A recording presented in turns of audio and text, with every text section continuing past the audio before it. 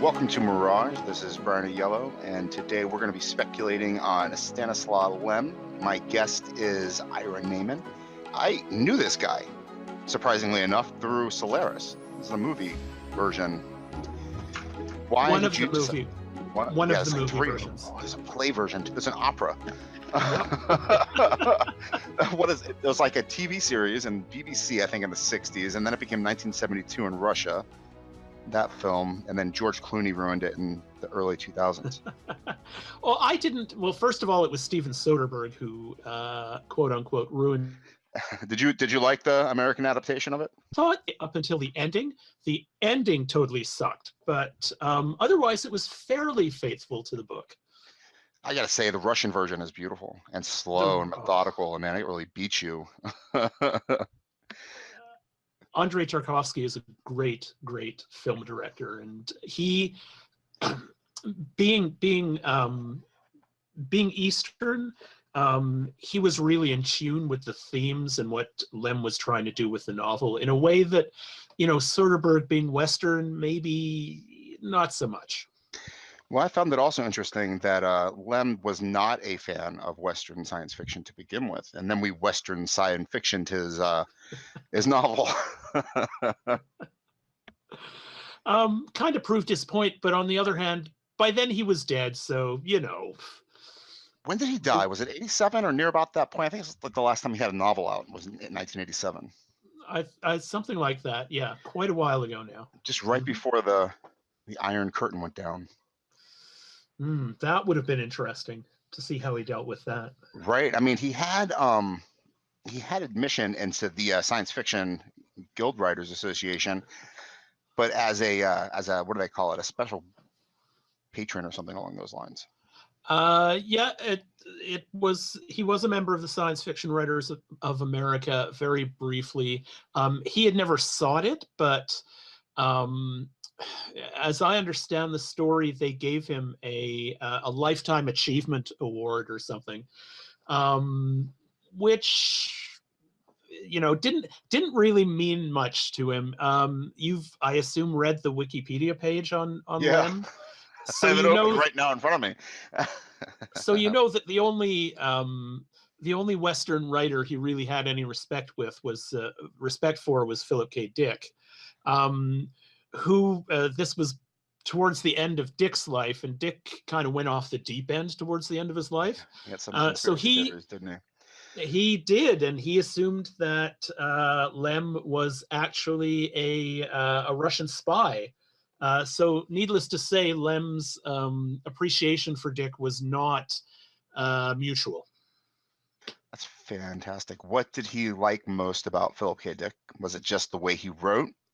And the future that he wrote about? Well, I think it was Dick's themes, right? Themes about, how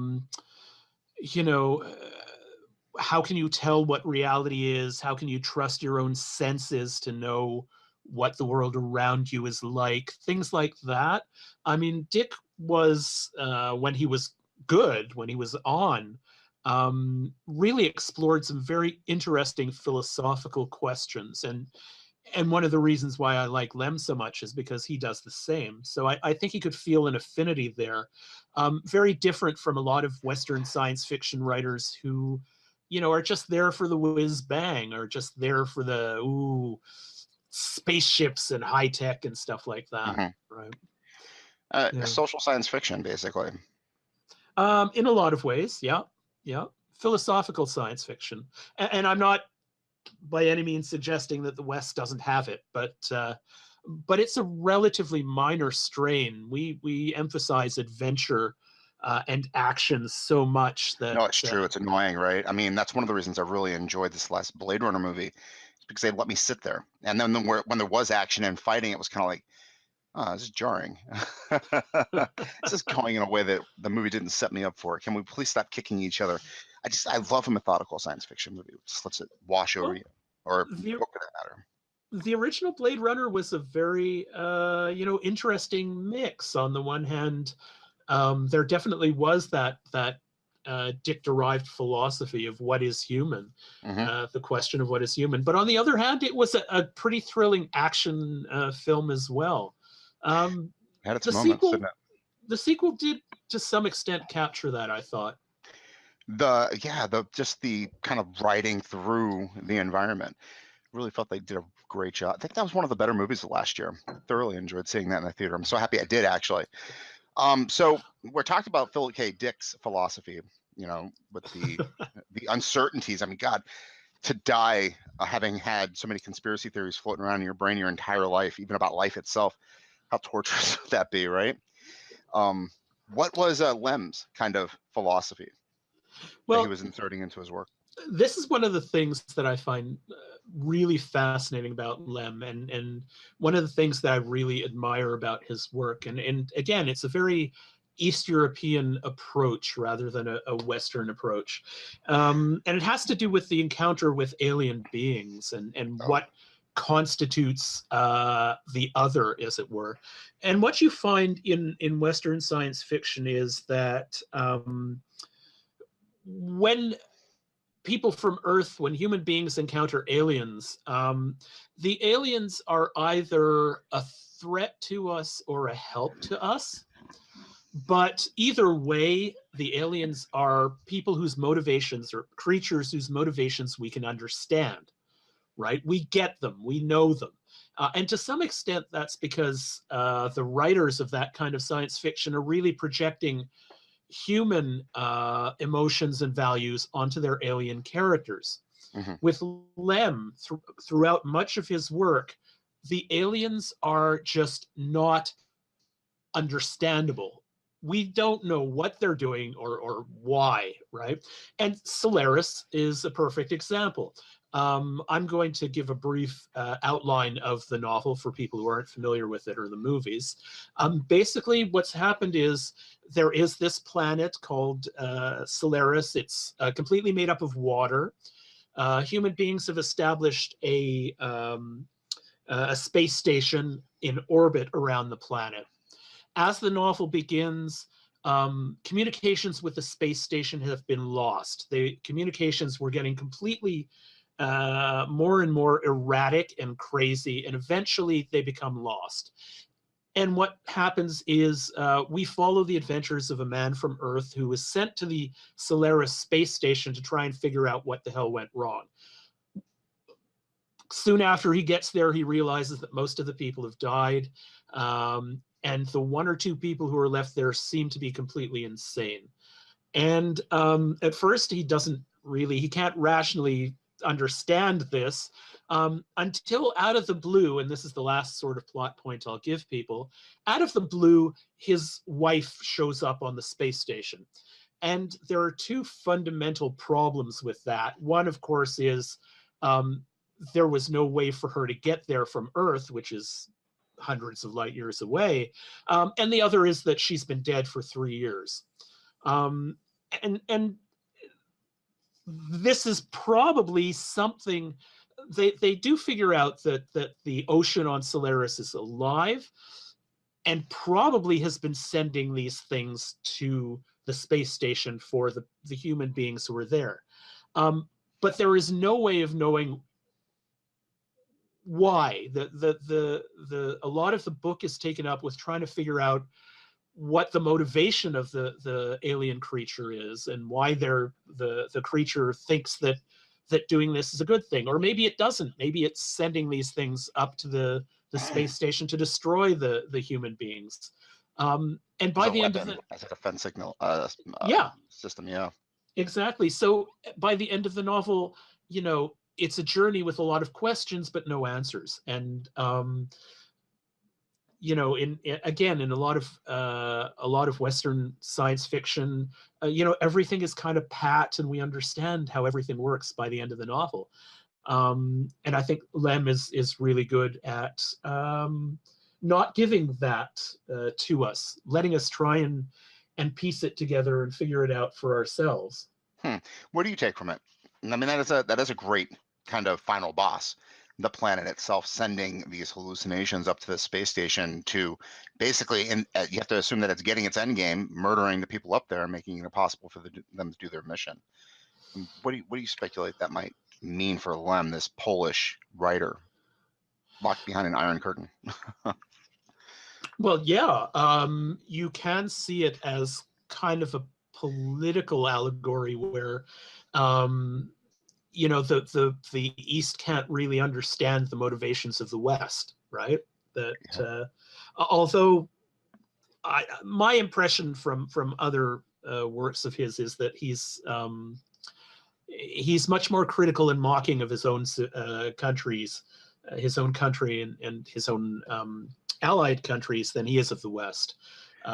There's some great satire in some of his books. One of the many reasons that I like Lem is because he's actually written some really, really funny science fiction, and that is quite rare, right? As a humorous science fiction writer myself, I'm always looking for great examples of humorous science fiction, and he has a couple of them. Now, to answer your question about, so what do I take away from it? Well, the movies actually, the endings between the two movies actually contrast very nicely. On the one hand, with the Tarkovsky, the Russian version, you get the sense that that the ocean is benevolent, that it is actually trying to help the people along on some kind of very deep emotional level, right? And that's, I think, a pretty good interpretation. The Western version, the Soderbergh version, I got the sense that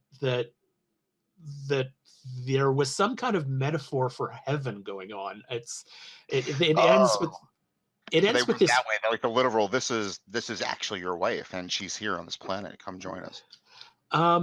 There's some weird sort of whiteout at the end of the movie, and it's not. I mean, it's physically it's clear. Soderbergh has recast the ending in a way that Solaris actually gets destroyed, or the sun around Solaris gets destroyed, and so everything is kind of vaporized. But the way he shoots that final white light sequence, you get the feeling that there's some sort of spiritual significance. And frankly, it's why the movie didn't work for me, because it's not in keeping with the story at all, frankly. Not sure why they kind of tacked that on. I mean, because it was too difficult for, more able readers in the 60s to kind of digest that ending. So they had to make it simple for the American population. I mean, like, here's a story with a heaven, and that'll make you not question what actually was happening throughout the entire movie. Yeah. So I would kind of go with Tarkovsky. There are things about the universe we can't know, but the things we can't know, we can learn to live with if we have to. It's very interesting. If you look at his life, he was born during the Civil War in Russia. The big one that started in 1917 didn't end until 1923. So his entire life was spent under the communist regime. He probably wouldn't have had an opportunity to question anything else. They kept it pretty tight as far as like pop culture and all that stuff out. So I would imagine that lake or the planet is actually an allegory for the Soviets or the Soviet Party. Would have to be, because he has nothing. I mean, if he was writing more speculative fiction, then maybe you could put America behind it. But he's not really making any judgments. No, absolutely not. Again, he's not. He's not condemning the other. What he's doing is accepting the other in its otherness, right? It's like, because he's murdered. The other has murdered humans on this space mission. Well, has it? Right? Because most of the humans committed suicide or killed each other.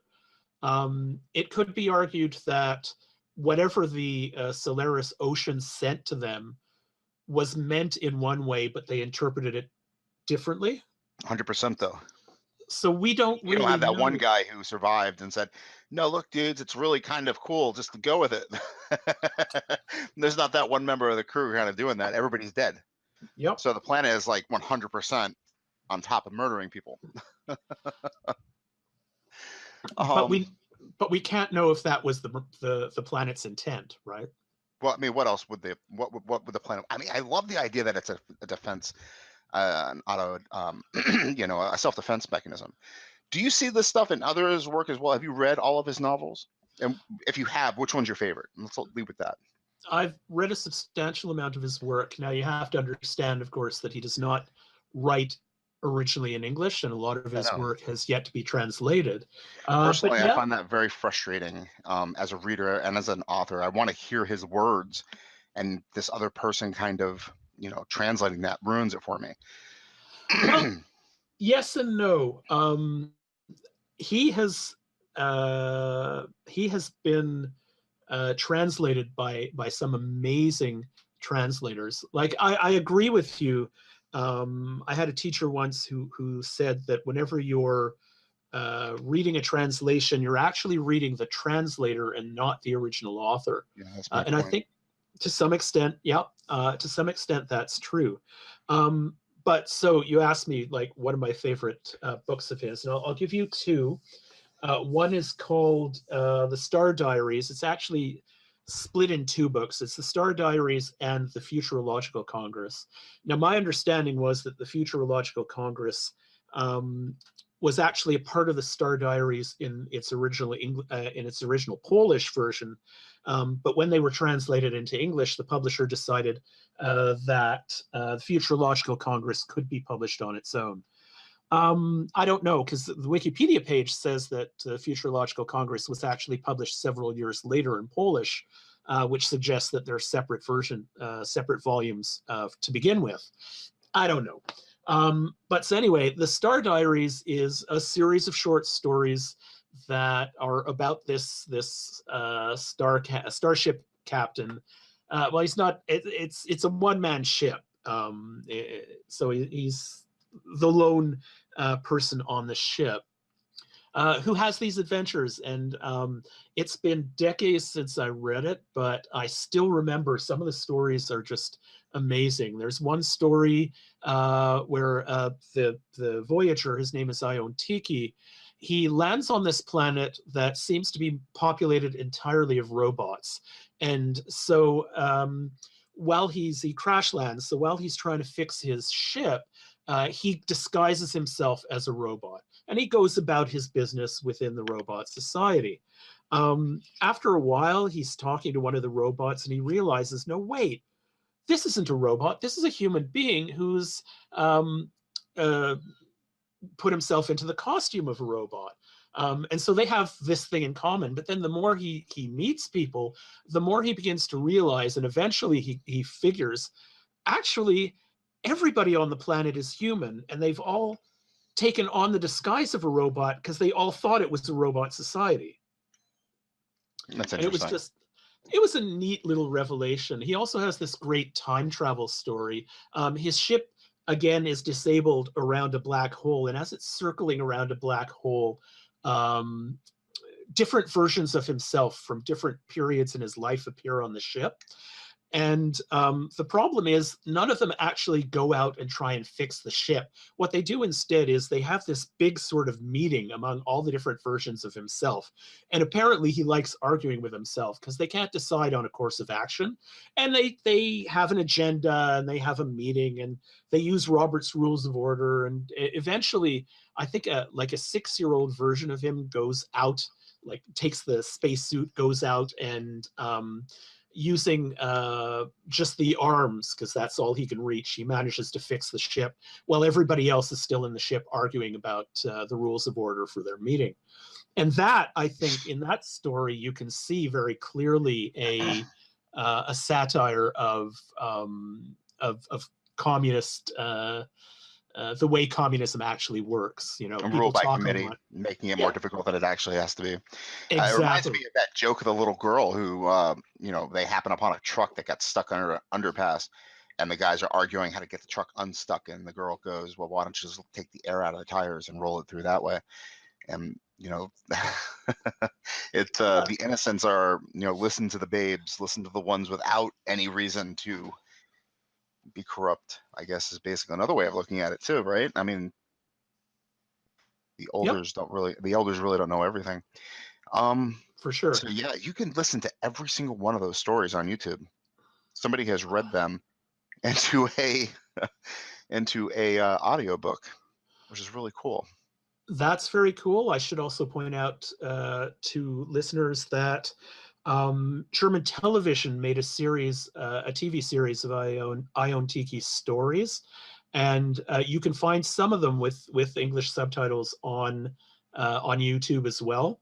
They're well worth looking for. They're really weird and goofy and fun. That's really cool, actually. It's a German language adaptation of several voyages taken by, A what's his Polish name? author, Stanisław Lem. Yep. Oh no, what's the character's name? Because I am not very good Oh, with the whole sorry. Polish. Ion Tiki. I don't. IJON TICHY. Polish is very beautiful when it's spoken, but man, it's complicated to actually read it. I should also point out, or I would also like to point out that just a couple of years ago, the Futurological Congress was made into a movie. An American movie, actually, or well, an American and European co-production, I think. The Futurological Congress, so Ion Tiki gets back to Earth, and he finds that there is a pill for every problem that solves every problem. You just have to take this pill, and your physical problems will go away, but also your emotional problems will go away too. And this seems great until he takes a pill that kind of strips away a lot of stuff from the reality and makes him see it in a completely different way. It's a very interesting novella. The movie is, in some ways, the Congress, the right? Futurological Congress. No, the movie is called The Congress. Oh, I think you're right. Yeah. Although I seem to recall it was the Futurological Congress too, but they may have shortened it. They shortened a 2013 film. Is it animated? There you go. It's half live action and half animated. So the Ah, first half of the film follows this actress named Robin Wright. You may remember Robin Wright because she was famous for starring in The Princess Bride. well, Game of Thrones? No, House of Cards too. And now House of Cards. That's right. Robin Wright is, I think, in her 40s or 50s when the movie starts, and she is pushed by her agent into essentially virtualizing herself, going through a process where everything about her is stored on a computer. And the deal is, as an actress, her virtual self will be able to keep making movies virtually forever, but her real self has to disappear. That's the setup. In the second half of the movie, which is the animated version, the virtual version of her attends the Futurological Congress, and things get increasingly weird and surreal and just a lot of fun. Not a lot of people have heard of the movie. Not a lot of people who saw it liked it. It's a departure from the novel in a lot of ways, although I think by the second half of it, it does really live up to what Lem was trying to accomplish with the novel. So interesting. No, 2 points. One, this is like a series that he wrote, starting with the Star Diaries and then the Futurological Congress, Peace on Earth, and then Observation on the Spot. Were all kind of about this Ion. What's the guy's name?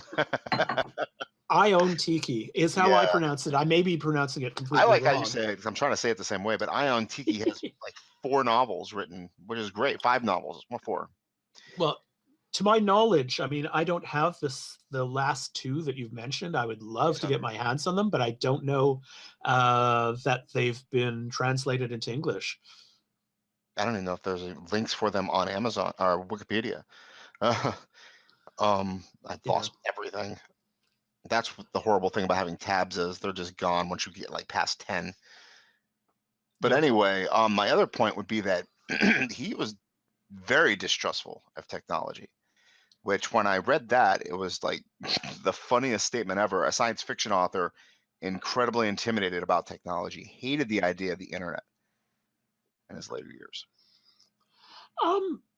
I don't necessarily think it's that unusual. I think there are certainly a lot of science fiction writers who are technophiles, but I also think there are a lot of science fiction writers who, at the very least, are willing to question where technology is taking us.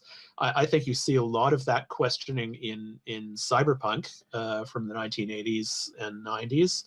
And even today, you get authors who are like, okay, this is, the future that we are making may superficially be cool, but if you look under the surface, how great is the society that is built around this technology?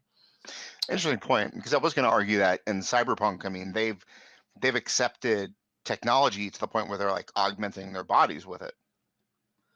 But in a way, I guess your suggestion that it's a perversity of the society itself is true, because they're turning themselves into kind of, mangled human beings, as opposed to being angelic or changing themselves to being better human beings. Well, exactly. And I think you do have to make a distinction here between what characters in a story believe and what the author is trying to say about those characters in that story. So yeah, I mean, some of them may think body modification is really cool and awesome. But the author himself or herself might be saying, well, let's step back from this. Is that really a great thing for us to be doing? Right? And usually when it's depicted, it's grotesque. I mean, it's Frankenstein. There are stitches and scars, and the body doesn't look right when you Yeah. augment it in these ways. Yeah, in a lot of ways. There's also, I mean, the modification of the body in science fiction goes back. I wouldn't maybe go so far as Frankenstein, but certainly it goes back a long way, where you have a lot of novels, a lot of short stories that are based on the idea that when we get out to the stars, we'll have to modify our bodies to exist in whatever planets, on whatever planets they come to, right? The irony, though, is that our bodies are already kind of changing on their own, judging by what happened with Scott Kelly when he came back. His genetics was just a little bit modified, a little bit changed or warped, or I can't remember the exact terminology they used, but of course the internet sensationalized it a little bit. But the actuality is his DNA was different when he came home.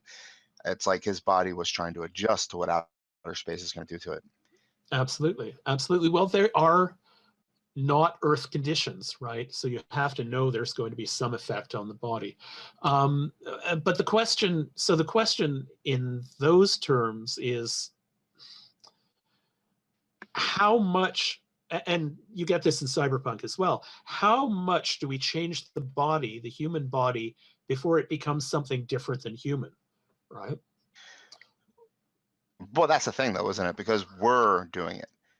It's coming from us. Like a human city is being built by us, not another thing that we're moving into, right? So even the changes that we'd make in the human body would be human, because they come from human hands and human minds and human ingenuity or whatnot. I would think that would be my argument. I see what you're saying, and Because even I Scott see Kelly, when his genetics changes in space, it's not like it's still a human experience in space, I guess, unless you start reclassifying the definition of human when they get to a certain point, which I don't know. Yeah, in his case, maybe not. But when you start talking about, say, human beings who have been genetically modified so that they have like gills and can breathe underwater, so that they can live around water, live on a planet that's made up entirely of water, not Solaris, but an unconscious water. Are they human as we recognize human, or do we have to start thinking of different categories for how we get modified, right? Does he go through that? Does he actually do this within his work? Because that's really fascinating. I'm thinking about Neanderthals and the branch off from there, and how God, did you read the book Homo Dos, something like that? Dues, Homo Next, by can't remember his name. The guy who wrote Homo Sapiens. Okay, yeah, no, I haven't read that. Lem doesn't do that, but he does something interesting in a novel called The Invincible. The Invincible is about again a spaceship has crashed on this planet, and it's about an investigation about what happened to the ship. And The planet seems to have evolved a cybernetic ecology. There are cybernetic insects. There's swarms of cybernetic insects. There are all sorts of other sorts of cybernetic life forms. Not necessarily too advanced, maybe advanced to the level of mice or whatever. A nuisance, like a pollution. Yeah, well, a deadly nuisance, right? Yeah. They're not intelligent as we understand it, but when they swarm, they have a collective intelligence that's greater than any one of their individual intelligences, right? And they can be quite dangerous. And again, this is another example of the other, but it's an other that arose, that developed on this planet out of technology that we seeded the planet with in the Invincible starship that crashed there, right? So that's the closest I think he comes to modified life. He doesn't go the Frankenstein route. He doesn't deal with prosthetics and things like that, cyborgs. He seems to be writing about disease almost in a way, isn't he? Things that infect, things that make a whole person not whole anymore. The machine with a kind of flu virus basically is attacking everything around it. Do they get anything out of it? At the end of the day, do the drones gather anything or farm anything or resource gather? As far as we know, well, no. It's a human expedition to find out what happened to the Invincible, and they eventually have to leave the planet and quarantine the planet. Don't go there because it's too hostile to human life. So interesting. I mean, we do have diseases that kill themselves to kill the host, and what's the reason there? Just fitness, right? So they can reproduce through other people that are going to die also. I mean, their life expectancy is so short because they're killing their hosts as they jump and jump and jump. Yep. Well, it is reproduction for sure. It is the urge of all life to replicate itself. And yes, yeah, sure, there are forms that not only just kill their hosts, but I mean, there are forms that overrun their environment, right? They'll eventually die out because they kill all of the food that they need to survive. Yeah, it happens. Evolution has a lot of dead ends, if that's not a play on words. Well, it's always a play on words, let's be honest. It's very interesting about this guy. He survived World War II in Poland. Well, a lot of people did, but it was not a happy time for sure. Yeah, right. And you can imagine that a certain darkness informs his writing, a lot of his writing for sure, because of that experience. The heart of World War II. I mean, where the fronts converged and you saw death and destruction. And if you believe anything in about that time, I mean, there was a horrible, they call it the Great Rape that went through Poland and Germany, East Germany. And there's such devastation. And not only that, but growing up, he went through the Great Flu too. Everybody dying of tuberculosis and just bleeding out from the inside. So his idea of, I don't know, I mean, just avoiding the worst of humanity is how he probably lived the rest of his life. He died in 2002. Possibly. It's okay.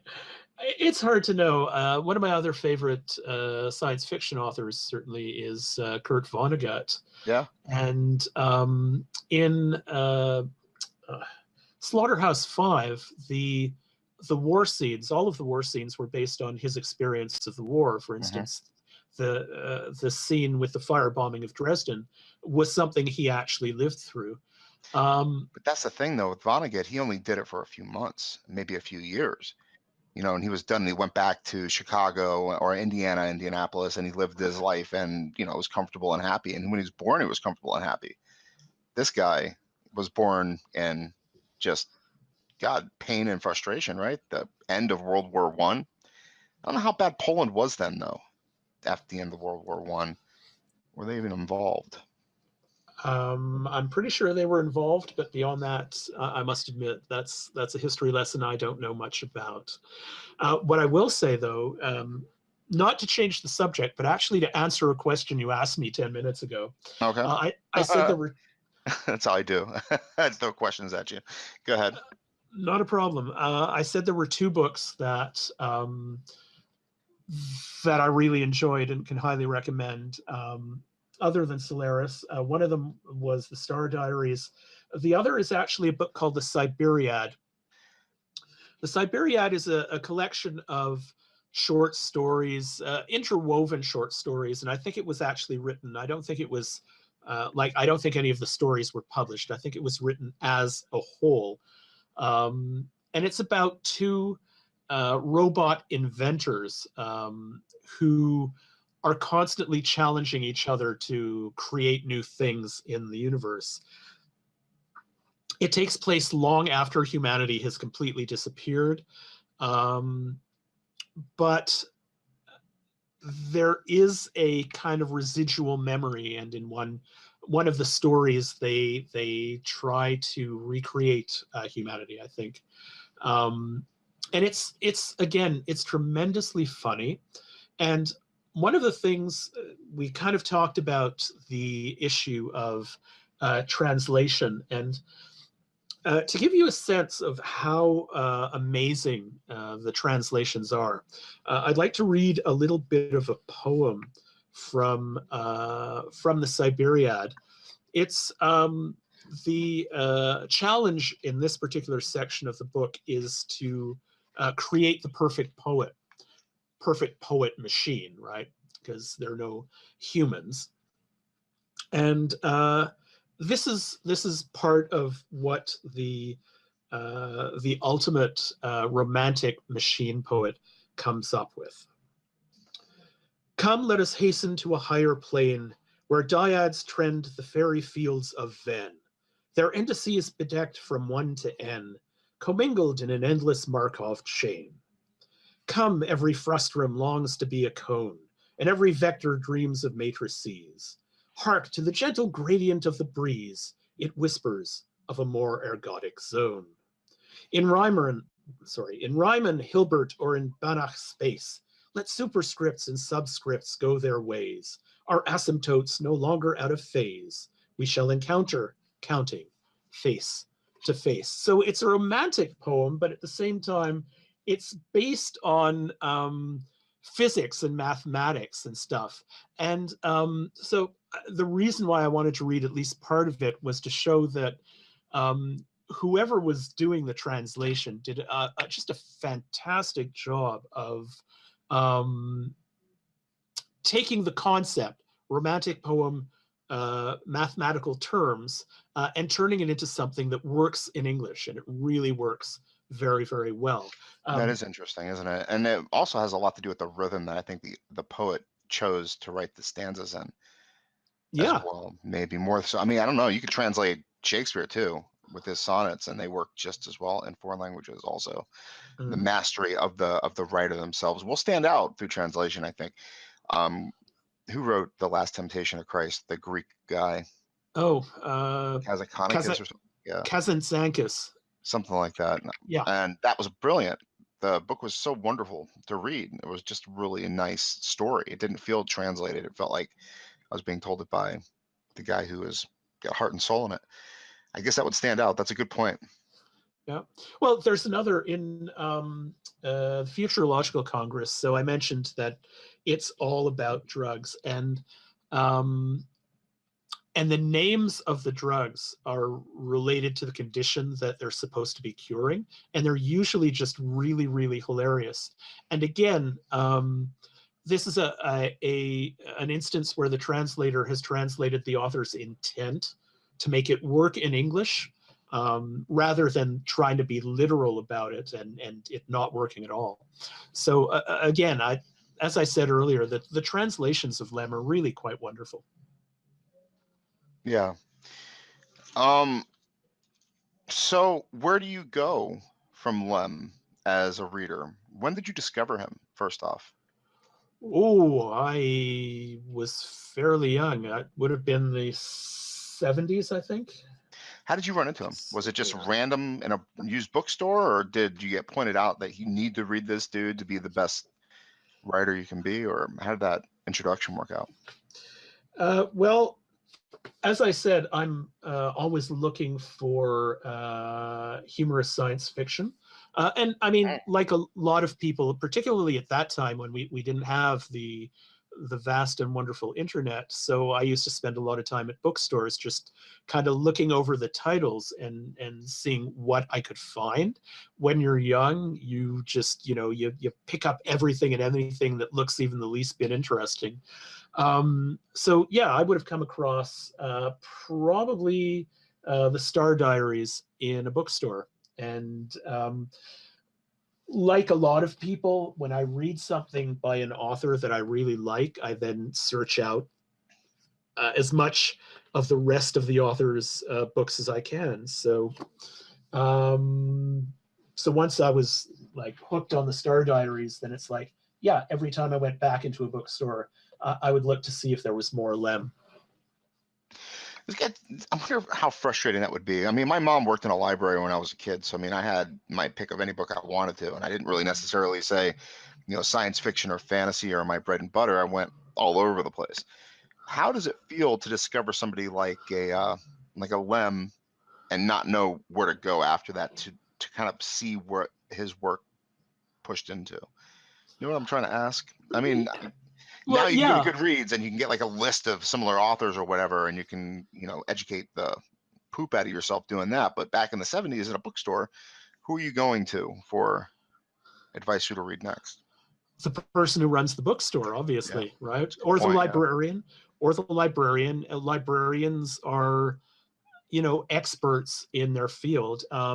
In Toronto, we have the Merrill Collection, which within the Toronto library system, the Merrill Collection, named after Judith Merrill, is specifically a science fiction library. And the people who run it, their knowledge of the genre just blows me away. So, I mean, there are people you can, or there were people you could go to then, and there still are people you could go to now if, the Amazon algorithm, if you liked this, or readers who like this Oh God, they're also like always that. so wrong because they usually throw a spatula into my list of things I'll enjoy buying next. Like, Well, no, yeah, guys. it's only as good as the algorithm, and of course we don't have access to the algorithm, so we Yeah. have no idea if if it makes sense or not. So I mean, if you have, where you live, any sort of science fiction bookstore or something like that, get to know the people who run it, because they're very knowledgeable and they'll be very helpful in helping you find more of the things you like. I mean, we're kind of running into the hour mark. We've got about 15 minutes left, and it is fascinating to me that this guy is available to us. There aren't many authors that kind of slipped through the Soviet Union and made it into the American zeitgeist that I can think of. Can you come up with another Polish or Soviet American or Soviet Union author that kind of did the same thing that Stanislaw did?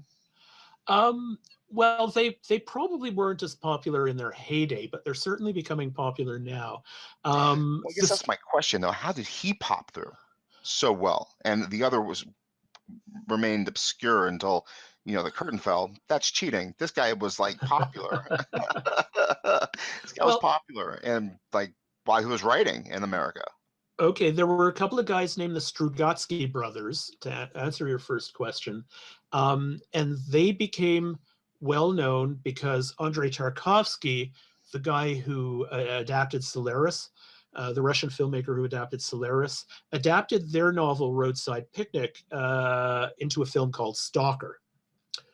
And to answer your second question, it seems to me that what happens is, um, North American film buffs get Tarkovsky films, love Solaris, love Stalker, and they are kind of the Trojan horse in the West for Yeah, those authors to get stuff published here. because that's where I discovered this guy too. Is film studies. You've got to see Solaris. You Yep. got to watch this right now. And, now I know it, but did I know Stanislaw Lem? If I dug a little deeper into that, maybe. But that was in the age of the internet. I could watch anything I want. So back in the day, it would be books instead. So the third question I asked you is, who would you go to next beyond Lem? Who would you continue reading if you wanted to continue on with this? The environment is murdering you, the kind of thing that he's developing. Well, yeah, for me, it's not so much that it's murdering you as that it has its own way of existing in the universe that you can't understand or relate to. Because again, in the end, we don't know if the Solaris Ocean is evil or if it's just trying to be good, but doesn't understand human beings well enough to give us something that we would actually value and benefit from. I am fascinated by East European science fiction. As I said, in addition to Lem, there's also the Strugatsky brothers. It's a very different approach, much more philosophical and thoughtful than a lot of Western science fiction. By no means all, but a lot. And so, if and when it becomes available, I'm always open to other authors from that part of the world. Anybody in particular?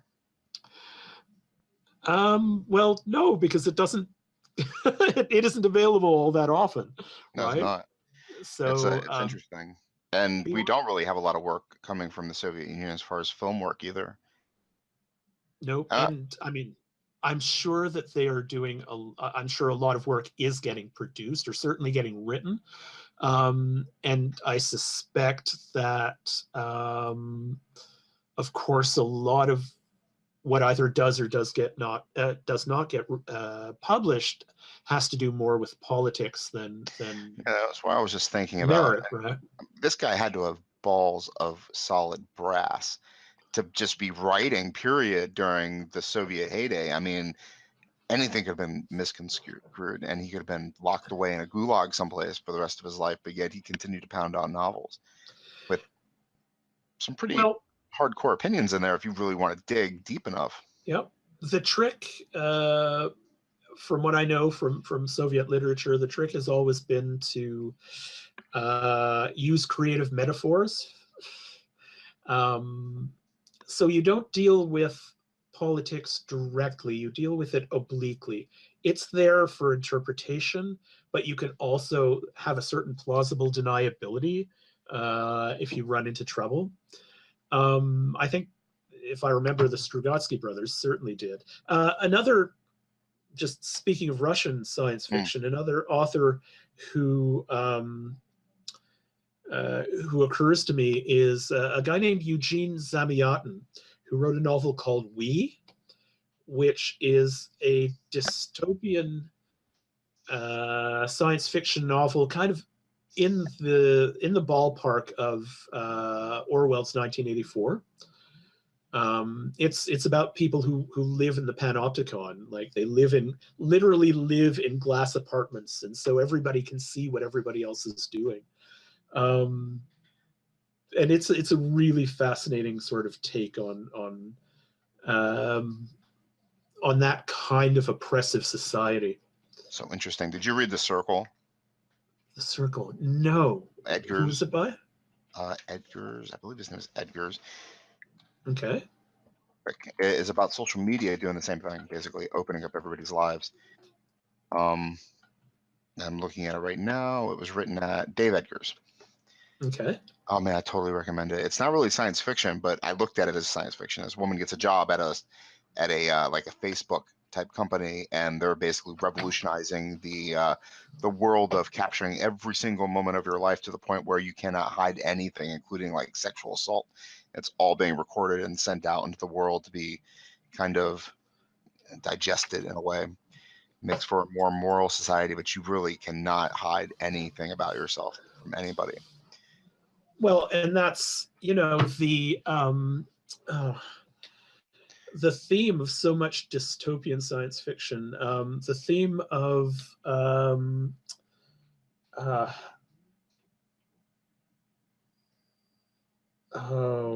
wasn't expecting this to come up, so of course I'm blanking on it.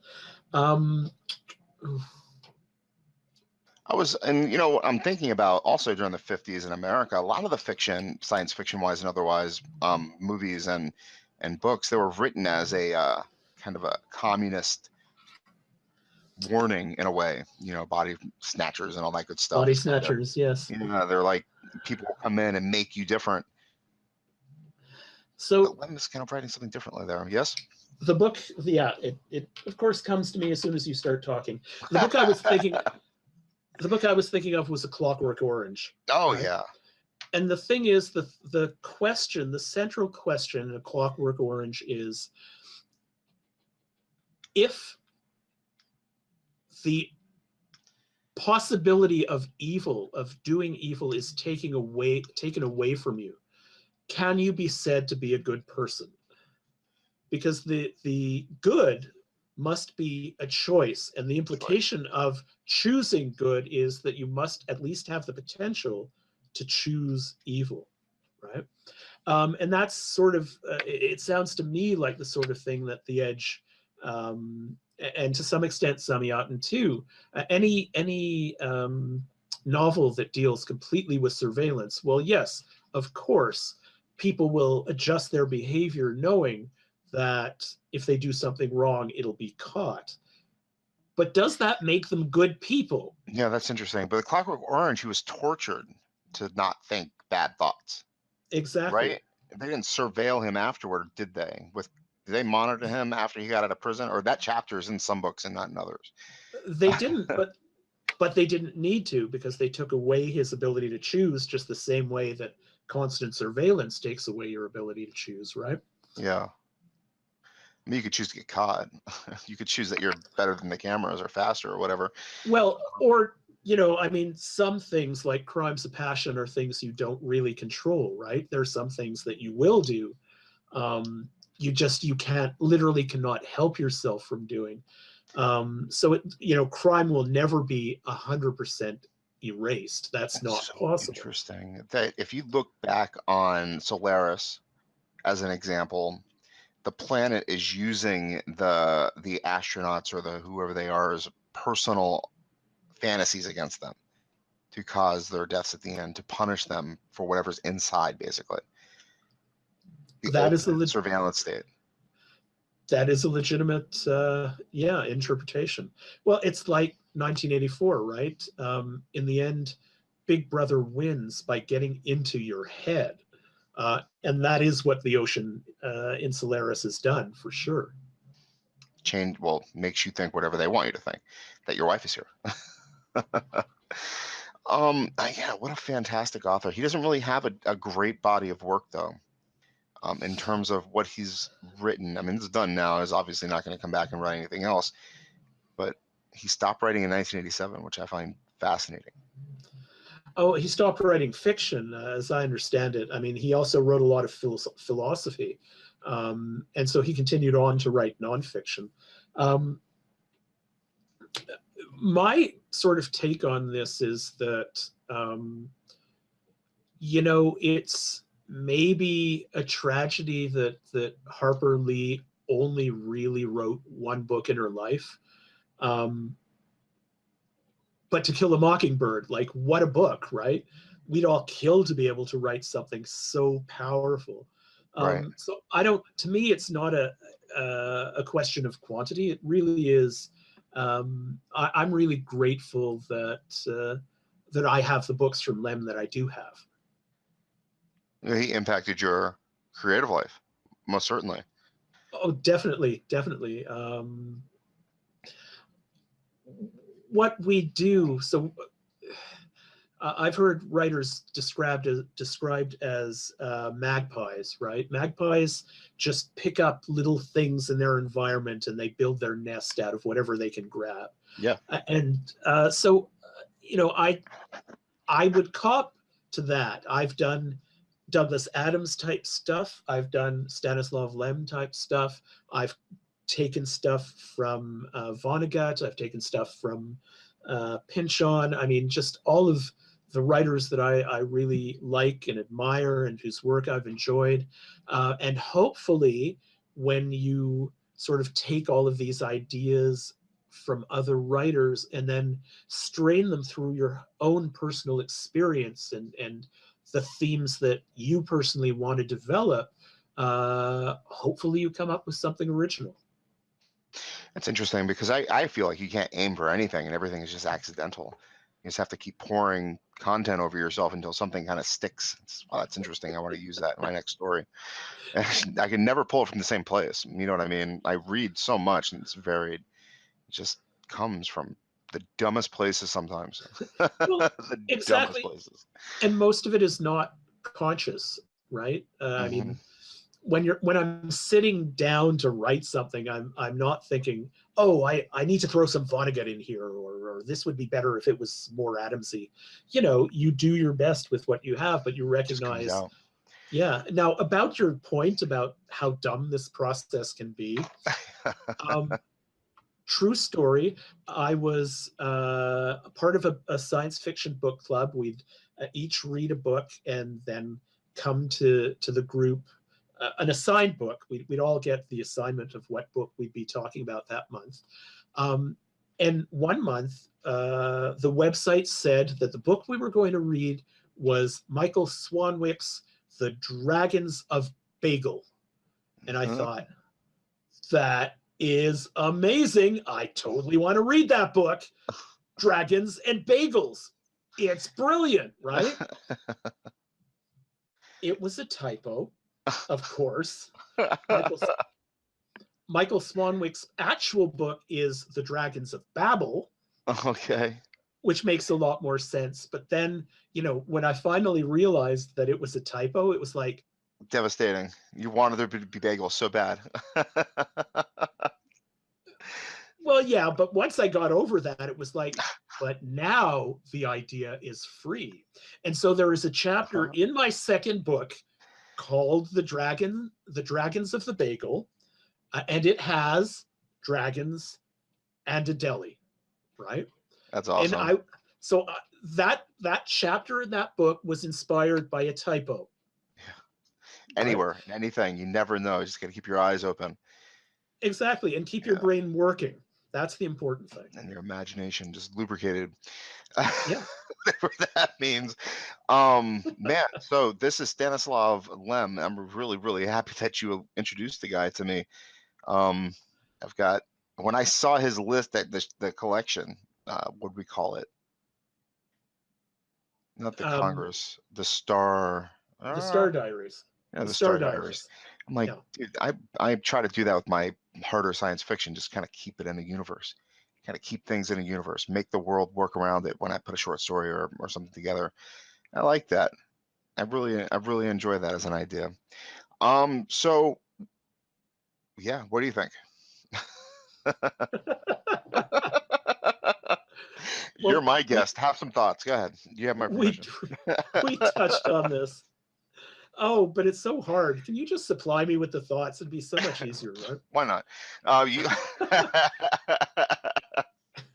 right. Well, I mean, do you think that we did him justice? Is there anything that we're missing? Well, I mean, there's all sorts of things. He has several collections of reviews of books that were never written. I'd love to get my hands on one of those. And I'm actually pretty sure that I saw one in a bookstore once, and I thought, I have 2 or 3 of his books that I need to buy. I'll buy the others, and I'll get this one some other time. And of course, when I went back there, it wasn't there. So I mean, you know, there's that. That edges into literary fiction, right? It reminds me a lot of Vladimir Nabokov. He has this book, a third of which is a poem, and then the second and third parts of the book are footnotes on the poem. And the guy who footnoted the poem it turns out was the poet's neighbor, and he literally stole the poem from the dying poet's hands so he could do it, and he gets the poem all wrong, and there's this whole second story in a set of footnotes. And I'm pretty sure that either Nabokov or somebody else has done collections of reviews of books that didn't exist. I think it's a kind of a trope in literary fiction. It's very interesting. And that, well, There's so that's, do you know who yeah. Jack Black is? He's like actor, singer type person. Yeah. He had a great song called "This Is But a Tribute." Mm-hmm. It's kind of a throwaway, but at the same time, I mean, you have this kind of literary history there too of writing about something that doesn't actually exist being the best thing you've ever read or whatnot and deserving of a review. It's kind of an interesting trope that had no existed prior to that song. Yep. So I mean, there's I'm sure always more we could talk about a writer, but yes, I think we certainly covered the basics, and you know, hopefully between his serious science fiction and his humorous science fiction, there's something there that you know, your listeners will be encouraged to seek out. I'm very curious about where to go from him, though. Would you have any recommendations for behind the Iron Curtain science fiction authors, or where to kind of make a deep dive if you wanted to get a little bit more out of this conversation?